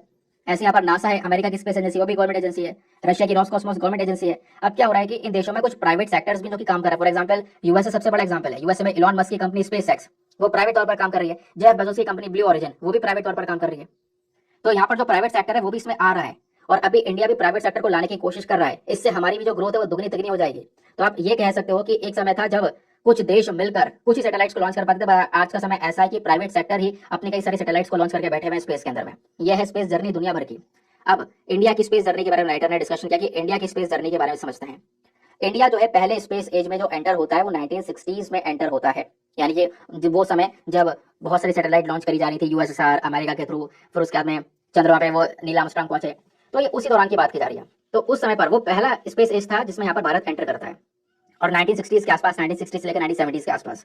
और हम लोगों ने अपना पहला जो साउंडिंग रॉकेट है, आवाज वाला रॉकेट है, वो लॉन्च किया। ठीक है, यूएस ने हम लोग को यहाँ पर नाइक अपेची जो है वो यहाँ पर कह सकते हो कि सप्लाई किया, उसको हम लोगों ने यहाँ पर लॉन्च किया केरला में। फिर कह सकते हो 1969 में जो इसरो है उसको बनाया गया, Indian space research organisation, Bharat की एक स्पेस एजेंसी बनती है। और इस स्पेस एजेंसी की जो जर्नी है ना वो बहुत ही अलग जर्नी है। एक समय पर कोई बजट टीम हुआ करता था, भाई एक ऐसा सैटेलाइट रॉकेट साइकिल पे रख के हमारे साइंटिस्ट ले जा रहे थे और पेड़ से बांध कर उसको पेड़ से यहाँ पर लॉन्च किया गया था रॉकेट को। बट आज का समय ऐसा है कि 10,000 करोड़ से ज्यादा का यहाँ पर जो बेसिकली कह सकते हो बजट है वो हमारे इसरो का देखने को मिल जाता है। ठीक है, तो वो चीजें जो है वो काफी ज्यादा चेंज हो चुकी हैं। फिर आप देखोगे इंडिया के प्रोजेक्ट में, तो इंडिया की जो पहले सैटेलाइट्स जो देखने को मिलेंगे, जो पहले मेजर प्रोजेक्ट, सबसे बड़े प्रोजेक्ट जो भारत के देखने को मिलेंगे वो है साइट सैटेलाइट, मतलब सैटेलाइट इंस्ट्रक्शनल टेलीविजन एक्सपेरिमेंट। ठीक है ना, ये हम लोगों ने यूएस की मदद से किया था ताकि हम क्या कर सके और ज्यादा डिटेल्स निकाल सकें। सैटेलाइट टेक्नोलॉजी जो है फिर धीरे धीरे यहाँ पर बढ़ने लगी। पहले हमने कम्युनिकेशन को लेकर काम किया, इनसेट सीरीज की सैटेलाइट लॉन्च की गई, जीसेट सीरीज की सैटेलाइट लॉन्च की गई जो कि कम्युनिकेशन चीजों को, कम्युनिकेशन जैसी चीजों को यहाँ पर प्रमोट कर रही थी। फिर उसके बाद में रिमोट सेंसिंग डेवलपमेंट हमने करना स्टार्ट किया। फिर उसके बाद में कुछ सैटेलाइट्स ऐसी लॉन्च करनी स्टार्ट की जो कि यहाँ पर हमारा मौसम का जो जानकारी है वो दे सके कि मौसम कैसा रहेगा, वेदर फोरकास्टिंग कर सके। फिर धीरे धीरे जंगलों को हम लोग थोड़ा निहार सके, जंगलों की मैपिंग कर सके, वैसी सैटेलाइट को लॉन्च किया गया। फिर उसके बाद में हम अपने एग्रीकल्चर सेक्टर के ऊपर ध्यान रख सके, वैसी सैटेलाइट लॉन्च हुई। हमारा जो ग्राउंड वाटर है, जमीन के अंदर पानी प्रेजेंट है, उसको लेकर यहाँ पे सैटेलाइट लॉन्च की गई, डेटा हमारे पास में कलेक्ट होता रहे। फिर हमारा समुद्र के अंदर में जो फिशरीज है, जो मछलियां हैं, उनका डेटा कलेक्ट करने के लिए सैटेलाइट को लॉन्च किया। तो धीरे धीरे हम लोगों ने यहाँ पर ये जो सेक्टर है उसको इंप्रूव करते चले गए और अलग अलग सेक्टर के लिए सैटेलाइट्स को लॉन्च करते चले गए। और फिर उसके बाद में ये जो प्लान है इतना बढ़ गया कि हमने ocean set, Cartosat series launch करनी स्टार्ट कर दी, यानी कि पूरे ओशन की स्टडी करने के लिए भी सैटेलाइट्स को लॉन्च किया गया। फिर आप कह सकते हो कि इंडिया इतना तेजी से ग्रो किया कि इंडिया खुद का नेविक भी लॉन्च कर चुका है। अब ये नेविक क्या है, जैसे आपने जीपीएस सिस्टम के बारे में समझाया ना, आपके फोन में जो जीपीएस चल रहा है यूएसए का, वो जीपीएस सिस्टम है। बिल्कुल वैसा सिस्टम कोई यहाँ पर डेवलप नहीं कर पाया, बट इंडिया यहाँ पर उसको डेवलप कर चुका है। नेविक, नेविक मतलब नेविगेशन विद इंडियन कॉन्स्टलेशन। ठीक है, जो कि हमारा सारा डेटा जो है वो यूज करेगा, हमें सारा डेटा प्रोवाइड करेगा। जैसे आपके फोन में आज के समय पर जीपीएस सिस्टम होता है, कोई डाउट नहीं है कि आने वाले कुछ सालों के अंदर में जो मोबाइल सिस्टम बनेंगे उसमें नेविक सिस्टम होगा, यानी कि इंडिया का खुद का ये जीपीएस सिस्टम होगा, लोकेशन जो ट्रैक करने का सिस्टम है। फिर ये कहानी चली रही थी, उसके बाद धीरे धीरे और डेवलपमेंट करे। हम लोगों ने 1980s में 1980 के समय पर सैटेलाइट लॉन्च व्हीकल बनाया, यानी कि जो हमारा सैटेलाइट अंतरिक्ष में लॉन्च कर सके उस प्रकार का वाहन को बनाया गया 1980s में। फिर इसरो यहीं पर नहीं रुका। इस सैटेलाइट लॉन्च व्हीकल को बनाने के बाद में हम लोगों ने PSLV, polar satellite launch vehicle, जो कि भारत के पोल जो है नॉर्थ पोल साउथ पोल वहां पे सैटेलाइट को लॉन्च कर सके, वो बनाया। पीएसएलवी के बाद जीएसएलवी, और जीएसएलवी के बाद अभी कुछ दिन पहले की बात है हम लोगों ने रीयूजेबल रॉकेट तक बना दिया है। रीयूजेबल रॉकेट मतलब एक ऐसा रॉकेट जो कि अंतरिक्ष में सैटेलाइट लॉन्च करेगा और वापस पृथ्वी पर आ जाएगा। ऐसा होता नहीं है वैसे, क्योंकि अंतरिक्ष में सैटेलाइट जाता है और वहीं पर खत्म हो जाता है, कचरा बन जाता है। बट अभी यहाँ पर वापस आ जाएगा, हम वापस रीयूज करेंगे। इस टेक्नोलॉजी तक इंडिया पहुंच चुका है, इसरो पहुंच चुका है। तो इस पूरे स्पेस सेक्टर में पोटेंशियल बहुत है, इसरो का रोल बहुत बड़ा है। इसरो ने यहाँ पर कह सकते हो कि सेकंड स्पेस एज के अंदर में इंटरनेट को हम थोड़ा सा ज्यादा रोल दे रहे हैं। इंडिया में जो प्रोसेस है 1990s में स्टार्ट हुआ, इंटरनेट को लेकर आप कह सकते हो टीवी चैनल्स को लेकर हम काम करने लगे, यानी टीवी चैनल्स को लेकर जो सैटेलाइट से वो लॉन्च करने लगे। सैटेलाइट्स की डिमांड और बढ़ने लगी, हमने और सैटेलाइट्स लॉन्च करे ताकि लोगों में यहाँ पर प्रॉपरली जो टीवी का सपोर्ट है, कम्युनिकेशन सपोर्ट है, वो मिल सके। फिर पिछले 15 सालों में हमने इस पूरे एरिया में बहुत बड़ा ट्रांसफॉर्मेशन कर दिया है, बहुत सारे चेंजेस कर दिए हैं, बहुत सारे सैटेलाइट्स हम लोगों ने लॉन्च कर दिए हैं। अब ये मोबाइल टेलीफोन का जमाना आ चुका है, पिछले कुछ सालों में काफी जमाना बदल चुका है। ठीक है, लोग इंटरनेट के ऊपर पैसे तो पूरी तरह से डिपेंडेंट हो चुके हैं। इंटरनेट है, ओटीटी प्लेटफॉर्म है, 5G तक आ चुका है। तो अभी हमारे समाज में डेटा की भूख और ज्यादा बढ़ चुकी है।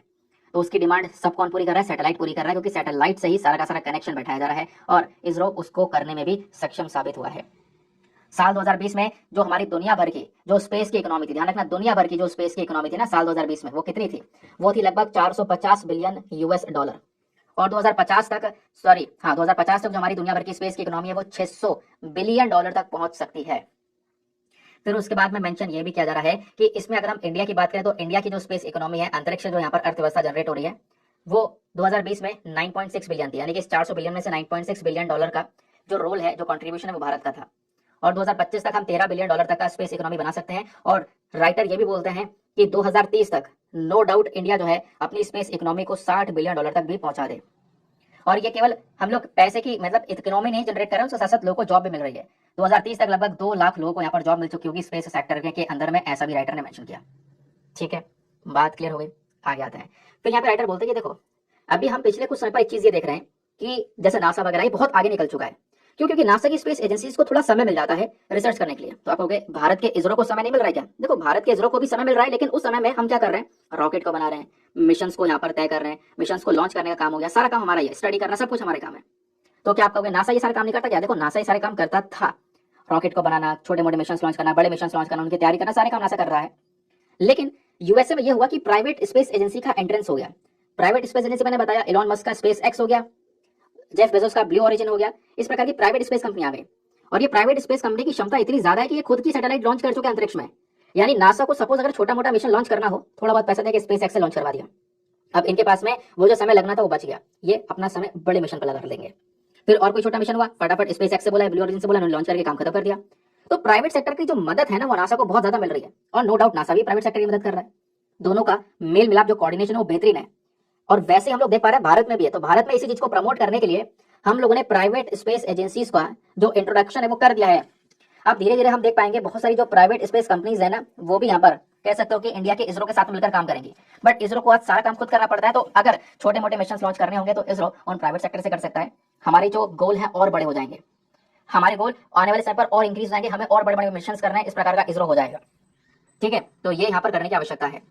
अब राइटर एक बात और बोलते हैं, क्या बोलते हैं कि भाई आप देखो, ये जो स्पेस एक्स है, इन्होंने अपना स्टारलिंक जो सैटेलाइट इंटरनेट देने के लिए सैटेलाइट, तमाम सैटेलाइट लॉन्च कर दिए हैं, है ना।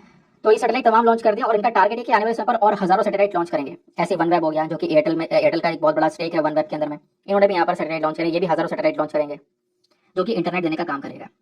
तो कहोगे इंटरनेट, हाँ इंटरनेट मिलेगा, और इंटरनेट बिना रुकावट वाला इंटरनेट। जैसे आज तो आपको इंटरनेट मिलता है सैटेलाइट के कनेक्शन के माध्यम से, लेकिन आपको यहाँ पे टावर वगैरह कनेक्शन लेना पड़ता है। आप इधर उधर जाओगे पहाड़ों में, आपका नेट काम नहीं करेगा, बट वो सीधा सैटेलाइट से कनेक्ट होगा। तो थोड़ा महंगा भी होगा, और आप कहीं पर भी हो, किसी भी एरिया में, पहाड़ों के बीच में हो, आइलैंड पर हो, सब जगह आपका इंटरनेट बेहतरीन मक्खन चलने वाला है।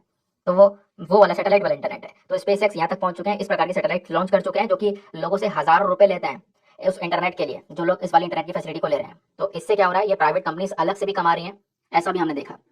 तो हमें भी ऐसा एनवायरमेंट क्रिएट करना चाहिए, ये राइटर का मकसद है कि हमें भी यूएस से ये चीज तो डेफिनेटली सीखनी चाहिए। इसरो आज बहुत बड़े बड़े जो मिशन है वो लॉन्च कर चुका है।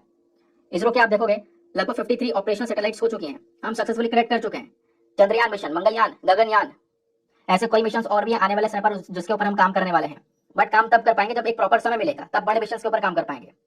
तो उसके लिए यहाँ पर एक सपोर्ट होना इसरो के पास में जरूरी है, क्योंकि एक स्पेस एजेंसी, एक पर्सन के पास में जो कैपेबिलिटीज है वो काफी कम होती हैं, सारे काम वो नहीं कर सकता। तो इस चक्कर में यहाँ पर एक अलग से जो प्राइवेट स्पेस एजेंसीज है, क्योंकि भारत में टैलेंट बहुत है, तो उनका भी यहाँ पर जो सपोर्ट है वो अगर मिलता है इन एजेंसीज को, तो इसरो भी यहाँ पर डेफिनेटली नो डाउट यहाँ पर नासा को टक्कर दे सके, और नासा को आज भी टक्कर देता है। ठीक है, और इसके लिए यहाँ पे बातचीत स्टार्ट हो चुकी है। भारत ने इन स्पेस करके लॉन्च किया है, आपको पता होगा, Indian national promotion authorisation centre, इसको 2020 में सेटअप किया गया था। ये एक सिंगल विंडो क्लियरेंस सिस्टम है, यानी कि एक प्राइवेट सेक्टर है, उसको यहाँ पे अगर स्पेस एजेंसी में उतरना है तो उसको यहाँ पर एक जगह से सारे क्लियरेंस लेने होंगे, और वो ये इन स्पेस जो है वो उसको क्लियरेंस देने का काम करेगा। तो पिछले कुछ सालों में ये जो पॉलिसी पेपर है, इसको लेकर डिस्कशन कर ही रहे हैं कि भैया प्राइवेट सेक्टर को लाया जाए, नई स्पेस पॉलिसी बनाने में लगे पड़े हैं। तो भैया आप बनाने में लगे तो पड़े हो, बट जल्द से जल्द यहाँ पर इसके ऊपर काम करना होगा। ये एक ऐसा प्रोसेस जहाँ पर हम देरी बिल्कुल भी नहीं कर सकते। और इंडिया में प्राइवेट सेक्टर को भी अपॉर्चुनिटी मिलनी चाहिए कि वो इसरो के साथ में आकर काम कर सकें। ठीक है, तो ये था यहाँ पर पूरा आर्टिकल, काफी लंबा चौड़ा आर्टिकल उन्होंने लिखा है, बहुत सारा डेटा मेंशन किया है, तो ये कंप्लीट आर्टिकल डिस्कस करना भी थोड़ा इंपॉर्टेंट था। Awaiting lift off into the second space age. देखिए स्पेस के अंदर में बहुत सारी चीजें क्या हो रही हैं, चेंज हो रही है।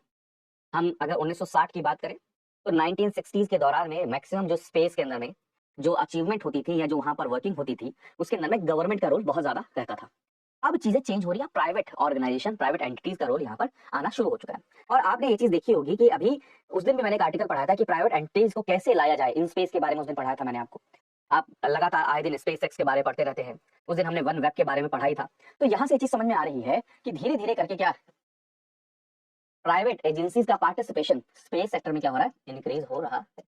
तो कुछ फैक्ट इसके अंदर में डिस्कस करने की कोशिश की गई है, कुछ फैक्ट आपके लिए मिल सकते हैं। जैसे अगर देखेंगे तो सैटेलाइट था जो मतलब कहने सबसे पहले स्पुतनिक 1, फिर ठीक है अगर आप देखिए यूरी गैगरिन पहले वर्ल्ड के पर्सन बने जो स्पेस में गए, ये आपसे क्वेश्चन पूछा जा सकता है। 1961 के अंदर में यूरी गैगरिन वर्ल्ड के पहले पर्सन बने जो स्पेस में गए। नील आर्मस्ट्रॉन्ग जो पहले पर्सन थे जो क्या है 1969 में मून के ऊपर में उन्होंने वॉक करा, यहां तक आपको पता है। और उसके बाद में अगर आप ये देखें तो कोल्ड वॉर के एरा के दौरान में US and USSR present time में डिसइंटीग्रेट हुआ है, जो रशिया बचा है, इन्हीं के ही मैक्सिमम क्या होते थे, सैटेलाइट्स होते थे, लॉन्च होते थे।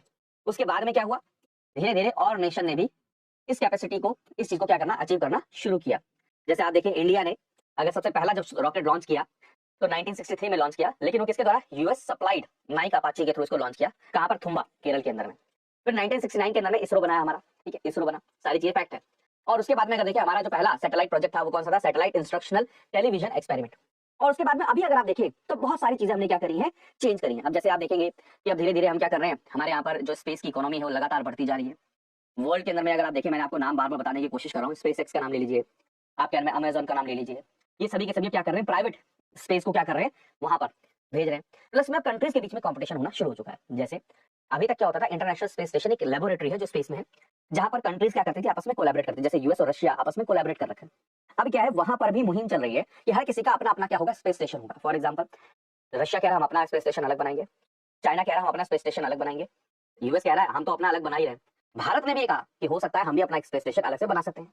प्लस में अगर आप देखेंगे भारत गगनयान, मंगलयान, ऐसे बहुत सारे चंद्रयान, ऐसे बहुत सारे मिशन को लेकर आगे चल रहा है। तो देखिए इस आर्टिकल के अंदर में उन सब चीजों को डिस्कस नहीं किया गया जो चीज अब मैं आपके साथ डिस्कस करना चाहूंगा। इस आर्टिकल के अंदर में मेजॉरली एक हिस्ट्री को देखा गया। हिस्ट्री क्या है कि शुरुआत हुई, शुरुआत के बाद में शुरुआती दौर में जो पूरा फोकस था वो गवर्नमेंट ओन था, गवर्नमेंट का ही पार्टिसिपेशन था। लेकिन अब क्या है, वो फोकस धीरे धीरे चेंज हो रहा है और प्राइवेट इंडस्ट्रीज का भी आना शुरू हुआ है। अगर आप देखिए ग्लोबल लेवल पर 2020 के अंदर में 450 बिलियन डॉलर, 450 बिलियन डॉलर की इकोनॉमी यानी कि मार्केट है स्पेस इंडस्ट्री, और 600 बिलियन तक जा सकती है 2025 में। आप ये सोचिए, तो इस ग्रोथ के अंदर में इंडियन स्पेस इंडस्ट्री भी ग्रो करेगी, यहाँ पर भी प्राइवेट एंटिटीज आएंगी। और यहाँ पर अगर प्राइवेट एंटिटीज आएंगी, क्या है, यहाँ पर अगर प्राइवेट एंटिटीज आ रही हैं तो क्या होगा, धीरे धीरे करते क्या हो रहा है, और ज्यादा हमारे यहाँ पर भी ग्रोथ हो सकती है, इकोनॉमी बन सकती है, मार्केट बन सकती है, जो हम सारी चीजें कह रहे हैं। इवन मैंने आपको बताया ये प्रोजेक्ट आपसे पूछ सकते हैं स्टारलिंक, जिसके अंदर में क्या है 3500 के आसपास में सैटेलाइट है, ठीक है। आप दूसरा देखिए Starlink and one web already बताया, जिसमें एयरटेल के क्या है स्टेक है, जो हमने सैटेलाइट लॉन्च किए थे, जिसमें 40,000 सैटेलाइट ईच के। आप जेफ बेजोस अमेजोन वाले जो है उनका देखिए, उनका प्रोजेक्ट है क्यूपर, ये क्वेश्चन आपसे पूछ सकते हैं, प्रोजेक्ट क्यूपर, तो ये किसके द्वारा, अमेजोन के। की कॉन्फ्रेंस होती है और उसमें बात की जाती है पानी को लेकर, इसको बोला गया यूएन 2023 वाटर कॉन्फ्रेंस। तो ये फर्स्ट वाटर कॉन्फ्रेंस थी इन 46 ईयर, यानी कि पिछले 40 सालों में पहली कॉन्फ्रेंस थी जो कि अभी रिसेंटली न्यूयॉर्क के अंदर देखने को मिले। तो इसलिए भी इसकी चीजों को अच्छे से समझ पाएंगे। यहाँ पर मैं आप लोगों को लेकर चल रहा हूँ अर्जेंटीना के अंदर में, साउथ अमेरिका के अंदर में एक लोकेशन है। यहाँ पर ये है बेसिकली मार दे प्लाटा। तो मार दे प्लाटा या खाले पराठा कैसे याद रख लेना। यहाँ पर यूएन 2023 जो कॉन्फ्रेंस अभी मैं जिसके बारे में बात कर रहा हूँ, स्टार्टिंग यहाँ से की गई थी अर्जेंटीना के अंदर से, पर लेकिन पिछले 40-47 सालों में अब पहली बार यहाँ पर ही हो रही है। तो ये काफी इंपोर्टेंस इसकी यहाँ पर बढ़ जाती है कि इतने लंबे समय बाद फिर से याद आ गई, कैसे याद आ गई भैया, कहाँ खो गए थे, ठीक है। अगर बात करें, यहाँ पर बात की जा रही है over watershed movement uniting the world for water, यानी कि आज की डेट में जो वाटरशेड मूवमेंट है ये दुनिया को फिर से एकजुट कर रहे हैं, जिसकी वजह से लग रहा है कि आने वाले टाइम में कि पानी के ऊपर जी जो आप लोग को युद्ध होते हुए नजर आएंगे। क्योंकि टू ड्रिंकिंग वाटर यहाँ पर in the quality the quantity सबको कम से कम इतना मिलना चाहिए कि कम से कम इंसान जो है एंजॉय कर सके, और क्वालिटी भी यहाँ पर मिलनी चाहिए उसकी। तो बेसिक नीड है ये इंसान की, इंसान जिंदा नहीं रहेगा इसके ऊपर। तो इसके चलते जरूरी है कि फंडिंग भी की जाए, कहीं ना कहीं लोगों को ड्रिंकिंग वाटर पानी प्रोवाइड कराया जाए, और साफ सफाई भी देखने को मिले। ऐसा नहीं कि पानी तो है उसमें से बदबू आ रही है, जैसा मैं आप लोग अक्सर the population boom that never was, ये क्या है थोड़ा बताता चलता हूँ आपको। देखिए आज से नहीं, ये बहुत पुरानी बातें हैं। 50s के बाद से आफ्टर सेकंड वर्ल्ड वॉर दुनिया भर में 1960s में स्पेशली दुनिया भर में ऐसे एक्सपेरिमेंट किए गए और ऐसी साइंटिफिक स्टडीज की गई जिसने ये बताया कि भैया ह्यूमन पॉपुलेशन बहुत ज्यादा इंक्रीज हो रही है। माल्थस थ्योरी का अगर आपने नाम सुना हो, माल्थस ने ये कहा था कि भाई ह्यूमन पॉपुलेशन जिस रेट से बढ़ेगा उससे कहीं ज्यादा फास्ट रेट से मतलब फूड प्रोडक्शन जिस रेट से बढ़ेगा उससे कहीं ज्यादा फास्ट रेट पे ह्यूमन पॉपुलेशन बढ़ेगी, ऐसा माल्थस ने कहा था। और एक टाइम ऐसा आएगा दुनिया में फूड की कमी हो जाएगी, पॉपुलेशन ज्यादा हो जाएगी और जो है क्या होगा, फैमिन होगा and millions of people will die. That was said by mister Malthus. हालांकि मिस्टर माल्थस की थ्योरी को हम लोगों ने पूरी तरह से खत्म कर दिया क्योंकि ये it is not a true thing, है ना। पॉपुलेशन जैसे जैसे बढ़ी है दुनिया की वैसे वैसे फूड प्रोडक्शन भी बढ़ा है। It's a reality and it is still going on. Food production actually increase हो रहा है। You are adding more agriculture land also, और जो एग्रीकल्चर लैंड ऑलरेडी एग्जिस्ट कर रही है उसके अंदर प्रोडक्शन हम लोग ज्यादा बढ़ा रहे हैं। That is also happening. इस समय दुनिया में की population is around 8 billion, 7-8 billion के आसपास, and we are producing food for 12 billion people. तो ऑलरेडी हम लोग ज्यादा फूड प्रोड्यूस कर रहे हैं। प्रॉब्लम फूड प्रोडक्शन की नहीं है, प्रॉब्लम डिस्ट्रीब्यूशन की है। Some people are consuming very high amount of nutrition in the food, some people are not getting enough. ठीक है, तो एक अलग डिस्कशन है वो, उसके बारे में बाद में बात करेंगे। फिलहाल हमें ये पता है कि थोड़े समय पहले यूनाइटेड नेशन पॉपुलेशन की एक रिपोर्ट आई थी, उन्होंने अपनी कुछ एस्टिमेशन यहाँ पे लगाया था। अब एक और रिपोर्ट आई है, ठीक है। ये रिपोर्ट पहले वाली रिपोर्ट से काफी बेटर मानी जाती है और इस रिपोर्ट को निकाला है मतलब with the help of a professor at the university in the Oslo. उस रिपोर्ट का नाम बस आपको पता होना चाहिए। ये जो प्रोजेक्ट है इसका नाम है earth for all project. Earth for all, it's a keyword, पूछेगा प्रीलिम्स में आपसे ये। Earth for all initiative, this initiative was done to predict the population और the predict the future trend of the population. ठीक है, ऐसे ही कई सारी स्टडी बहुत साल पहले की गई थी, वो सारी स्टडीज को इन्होंने रिजेक्ट कर दिया है बिल्कुल ही।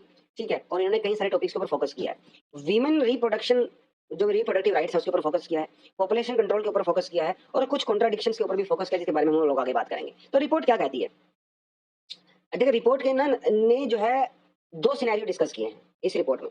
पहला है टू लिटिल टू लेट और दूसरा सिनेरियो है द जायंट लीप। दो सिनेरियो है। टू लिटिल टू लेट का मतलब क्या है? इसका मतलब ये है कि अगर प्रेजेंट रेट से अगर दुनिया की इकोनॉमिक डेवलपमेंट होता रहा जिस रेट से प्रेजेंटली हो रहा है, आने वाले 50 सालों में, 5 डेकेड्स में हमारी पॉपुलेशन कितनी हो जाएगी? 7 बिलियन। ठीक है, ऐसा इन्होंने कहा। कुछ मॉडिफिकेशन करने के बाद इन्होंने ये कहा कि अगर इकोनॉमिक डेवलपमेंट प्रेजेंट सिनेरियो से चलती रही, वर्ल्ड की जो पॉपुलेशन है it would be 8.6 billion by 2050। ठीक है, अब से 25 साल के बाद। Then it will decline after 1950, population will start reducing and it will reach to 7 billion by 2100। मतलब 8.6 से 7 बिलियन कम हो जाएगी 2100 के अंदर, ऐसा इस रिपोर्ट के अंदर कहा गया है। तो that is first scenario. Second scenario क्या कहता है?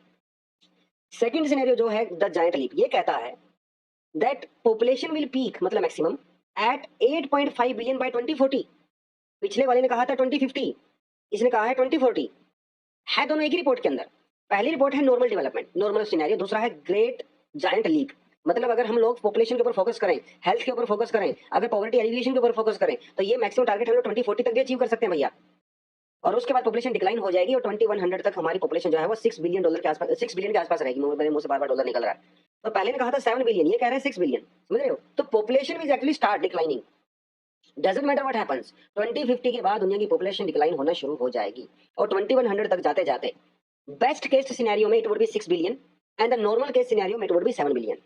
तो चिंता करने की जरूरत नहीं है कि पॉपुलेशन इंक्रीज हो रही है। समझ रहे हो? हाँ, एक बात इन्होंने ये कही है कि पॉपुलेशन डिक्रीज होने का मतलब ये नहीं है कि भैया सारी समस्याओं का हल हो गया, नहीं, क्योंकि population was never a problem at first place. कुछ लोग कहते हैं कि अरे सर जो क्लाइमेट की हालत हुई पड़ी है, क्लाइमेट चेंज, वो सब चीजें करके वो सारा पॉपुलेशन की देन है। नहीं, पॉपुलेशन की देन नहीं है वो।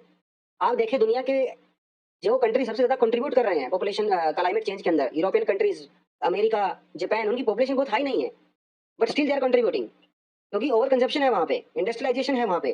तो ज्यादा पॉपुलेशन मतलब ये नहीं है कि भाई हम लोग ज्यादा ग्रीन हाउस गैसेज रिलीज कर रहे हैं। It may be a reason but it is not the ultimate reason, ऐसा इन्होंने कहा है। ठीक है, दूसरी बात, तो पॉपुलेशन बॉम्ब वाली जो बात करते हैं वो तो बिल्कुल बकवास है, जैसा कि इस रिपोर्ट में कहा गया है।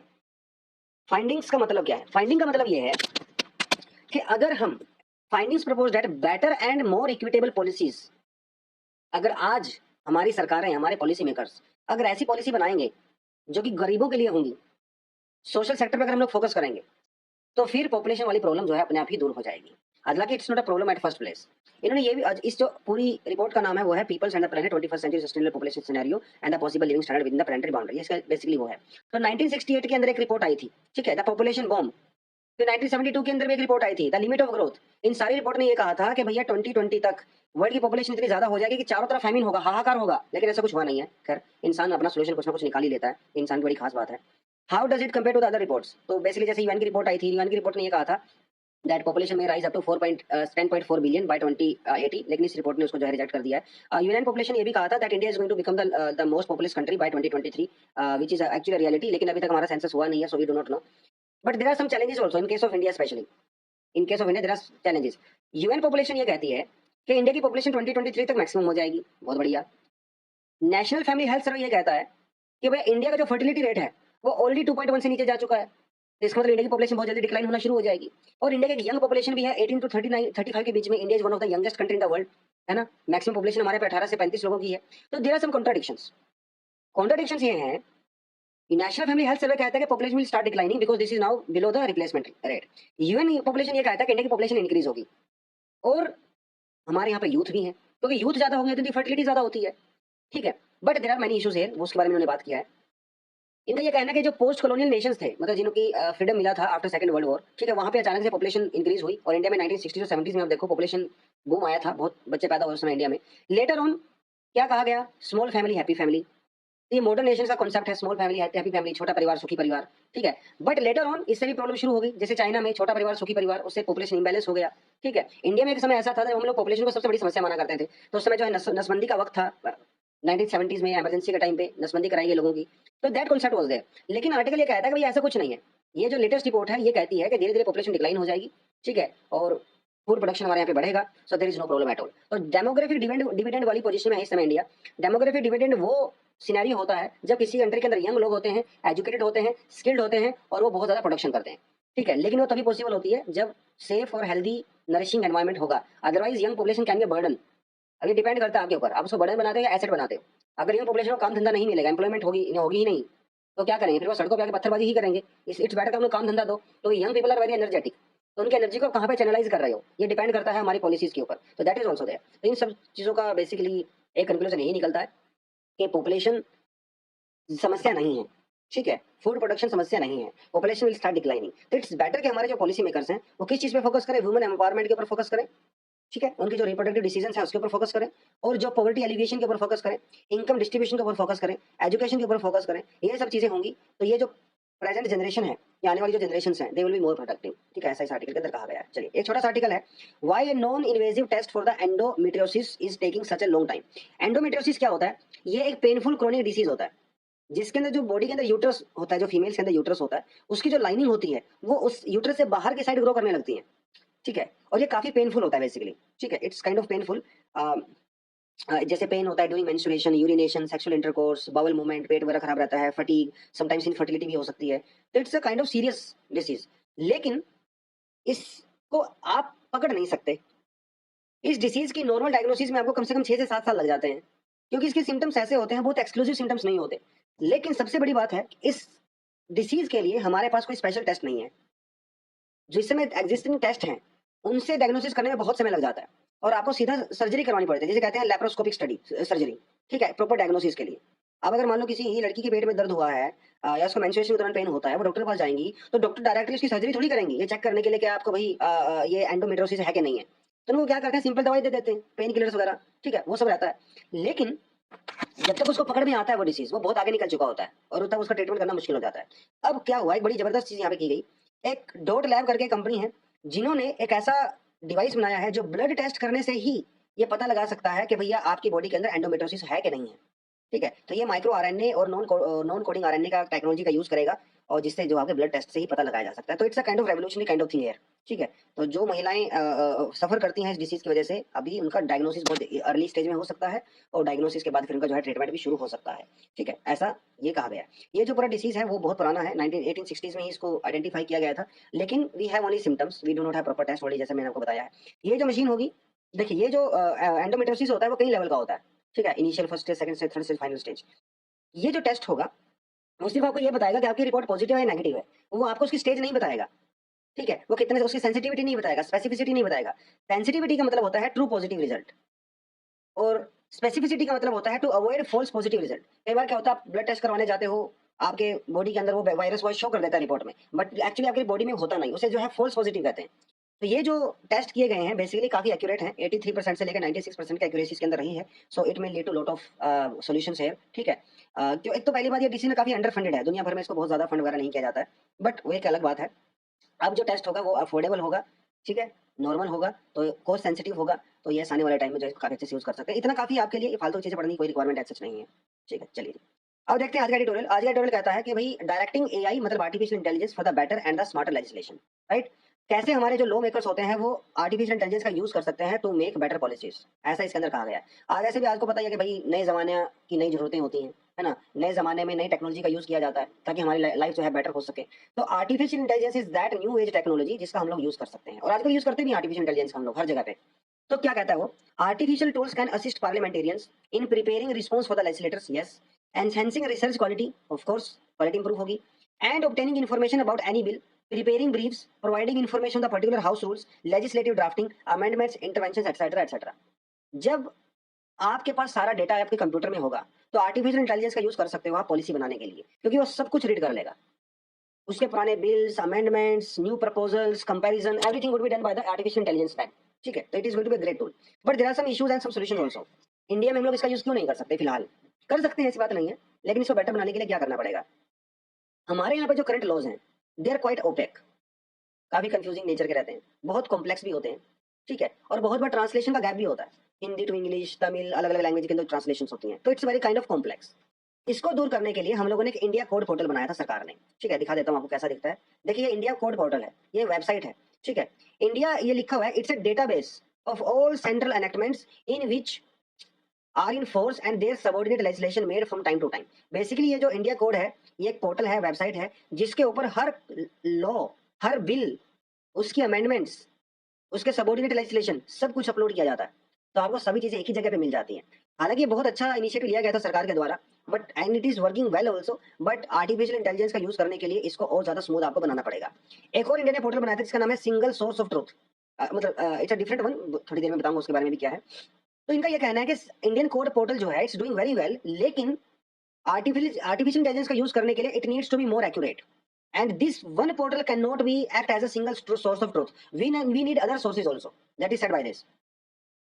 जैसे कोई कानून आता है, जैसे आप ये समझो आईटी एक्ट है, ठीक है, तो आईटी एक्ट के अंदर जो 2023 में आएगा अमेंडमेंट आएगा। आईटी एक्ट का जो पेरेंट एक्ट था वो क्या था, उसके अंदर क्या प्रोविजन थे, उसका सबऑर्डिनेट जो था उसका क्या प्रोविजन थे, अमेंडमेंट्स क्या क्या हुए, ये सारी चीजें एक ही जगह पे होनी चाहिए, तभी आर्टिफिशियल इंटेलिजेंस आपकी हेल्प कर सकता है। इवन जो हम लोग कंटेंट बनाते हैं वो मशीन कंज्यूमेबल होना चाहिए, ऐसे तरीके से उसको बनाना चाहिए कंटेंट को ताकि वो कंप्यूटर भी समझ सके, और बाद में जो लेजिस्लेशन होते हैं, जो गैजेट्स होते हैं, वो सब उसको रीड करके आपको एक सोल्यूशन बताए। बेसिकली क्या है कि जो हमारे सब स्टाफ होता है, जो हमारे मिनिस्टर्स होते हैं, उनके साथ जो स्टाफ होता है, उनकी लाइफ को इजी करने के लिए आर्टिफिशियल इंटेलिजेंस बनाया गया है। एक कंप्यूटर के अंदर, एक पोर्टल के पास ऊपर, एक वेबसाइट के ऊपर सब कुछ डेटा होगा, आप आर्टिफिशियल इंटेलिजेंस के अंदर जो है उस सिस्टम को, उसको डालिए इन्फॉर्मेशन को, और वो आपके सामने जो है बढ़िया सा सोल्यूशन निकाल के आपको दे देगा, ठीक है। प्रेजेंट पॉलिसीज को 5 पॉलिसी के साथ कंपेयर कर सकता है, बेटर सोल्यूशन आपको सजेस्ट कर सकता है, वो सारी चीजें, ठीक है। जैसे इंडिया की बात करें, इंडिया में बहुत जरूरत है इस चीज की, क्योंकि हमारे यहाँ पे जो पार्लियामेंटेरियंस होते हैं भैया वो ऐसी कॉन्स्टिट्यूएंसीज को लीड करते हैं जिनके अंदर लाखों में पॉपुलेशन होते हैं, 10-11 लाख पॉपुलेशन होती है कंस्टिट्यूएंसी की। तो ऐसे केस में जो सिटीजन के ग्रीवेंसेस होते हैं आप इंडिविजुअली हैंडल नहीं कर सकते, person to person. It's better कि आप सोशल मीडिया का यूज करें, आप इंटेलिजेंस, आर्टिफिशियल इंटेलिजेंस का यूज करें, ताकि उनके सॉल्यूशंस, प्रॉब्लम को जल्दी से सॉल्यूशन किया जा सके, ठीक है। जो सिटीजंस इनपुट देते हैं अपना किसी बिल के ऊपर प्रॉपर्ली, ठीक है, या फिर जो पॉलिटिकल पार्टीज मैनिफेस्टोज बनाती हैं, आर्टिफिशियल इंटेलिजेंस का यूज करके वो भी बनाया जा सकता है, क्योंकि लोगों के जो कमेंट वगैरह उसको रीड करना, एनालिसिस करना, वो आप आर्टिफिशियल इंटेलिजेंस के थ्रू करवा सकते हैं। यूनाइटेड स्टेट्स के अंदर जो है वहाँ की कांग्रेस के अंदर एक टूल यूज होता है, बड़ा इंपॉर्टेंट एआई टूल यूज होता है, जिसमें वहाँ के जो बिल्स होते हैं, जो अमेंडमेंट्स होती हैं, जो करंट लॉज होते हैं, उनके बीच में क्या डिफरेंस है वो कंपैरिजन करने के लिए उसका यूज करते हैं। नेदरलैंड के अंदर भी एक ऐसे सिस्टम यूज होता है जिसका नाम है स्पीच टू राइट। तो उसके अंदर जो पार्लियामेंट के अंदर स्पीच वगैरह दी जाती है वो प्रॉपर तरीके से ट्रांसलेट की जाती है और प्रॉपर ग्रामेटिकल करेक्शन के साथ ट्रांसलेट की जाती है। बाद में उसको आप आराम से कंप्यूटर के ऊपर अपलोड कर सकते हो, वेबसाइट के ऊपर अपलोड कर सकते हो, ठीक है। ब्राजील के अंदर एक सिस्टम यूज किया जाता है जिसका नाम है ओलेसिस, ठीक है। ओलेसिस क्या करता है, वो ट्रांसपेरेंसी को सपोर्ट करता है और सिटीजन पार्टनरशिप को इंश्योर करता है, ठीक है। तो हर कंट्री कुछ ना कुछ कर रही है, जापान भी कुछ ना कुछ कर रहा है, साउथ कोरिया भी कर रहा है, तो हर कंट्री आर्टिफिशियल इंटेलिजेंस का यूज कर रही है ताकि उनके अंदर जो लेजिस्लेटिव प्रोसेस है वो ज्यादा एक्यूरेट हो सके, बेटर हो सके। तो इंडिया भी ये कर सकता है, ठीक है। One nation one application, national e विधान पोर्टल, ये पोर्टल इंडिया ने भी लॉन्च किए हुए हैं। देखिए ई विधान पोर्टल दिखाता हुआ कैसा दिखता है, ये रहा नेशनल ई विधान एप्लीकेशन पोर्टल। ये क्या है, it's a digital legislature, one nation one application, ठीक है। It's a work flow system diploid on the NIC cloud, ठीक है। मेघराज, एमआईएनआईसी का जो क्लाउड है दैट इज कॉल्ड मेघराज, आपको पता होना चाहिए, प्रीलिम्स से पूछ सकता है आपसे, ठीक है। It helps the chair of the house, मतलब हमारे जो स्पीकर साहब हैं, ठीक है, हमारे जो चेयरमैन हैं, उनको हेल्प करता है in the proceedings of the house smoothly, humble member of the carry out their duties to house effectively to conduct the legislative business and the houses, ठीक है। तो ये बेसिकली एक डिवाइस होती है, ये एक पोर्टल होता है, एनईवीए, ठीक है, एनईवीए, नेशनल ई विधान एप्लीकेशन, ठीक है। और मेघराज इज द क्लाउड, जो जहाँ पे डेटा स्टोर होता है। तो हमारे जो स्पीकर्स होते हैं उनकी प्रॉब्लम्स को सोल्व करता है और उनके लिए जो है प्रॉपर कंटेंट प्रोवाइड करवाता है। तो ये आपको थोड़ी थोड़ी चीजें प्रीलिम्स के लिए पता होनी चाहिए, खैर, ठीक है। तो लेकिन अभी हमें और ज्यादा आगे जाने की जरूरत है, ठीक है। AI can wonder for the policy makers, right. जो पुराने कानून हैं, बहुत सारे कानून इंडिया में आउटडेटेड हो चुके हैं, 100 150 साल पुराने कानून हैं इंडिया में। तो वो कानून आपको एआई बता सकता है कि साहब आप इनको चेंज कर दीजिए, नया समय आ गया है, ये देखिए इस कंट्री में ये फलाना फलाना लेजिस्लेशन है, वो उससे कंपेयर करेगा और आपको बेस्ट सोल्यूशन बना के दे देगा। आप उसके अंदर थोड़ा बहुत चेंजेस कर सकते हो, लेकिन AI can help you, it can save hundreds and hundreds of hours, है ना। अभी देखिए, जैसे हम लोगों ने इंडियन कॉन्स्टिट्यूशन बनाया था, तो उसके लिए कितने साल लगे हम लोगों को, बहुत बहुत समय लगा, लगभग साल भर पूरा लग गया था। लेकिन अगर आर्टिफिशियल इंटेलिजेंस होता तो विद इन आवर्स वो दुनिया भर के कॉन्स्टिट्यूशन पढ़ के आपको बता सकता था और अपनी सोसाइटी के हिसाब से जो नीड्स है हमारी, उसके हिसाब से पॉलिसी और कॉन्स्टिट्यूशन बना के दे सकता था। It could be reality. Artificial intelligence आज भी वो कर सकता है, ठीक है। ये सारी चीजें, पुराने कानून को स्टडी करना हुआ, एनालिसिस करना हुआ, कंपैरिजन करना हुआ, नई चीजें सोल्यूशन देना हुआ, आर्टिफिशियल इंटेलिजेंस वो सब कुछ कर सकता है, ठीक है। तो ये थोड़ा आर्टिकल के बारे में था, बाकी आपको ये पता होना चाहिए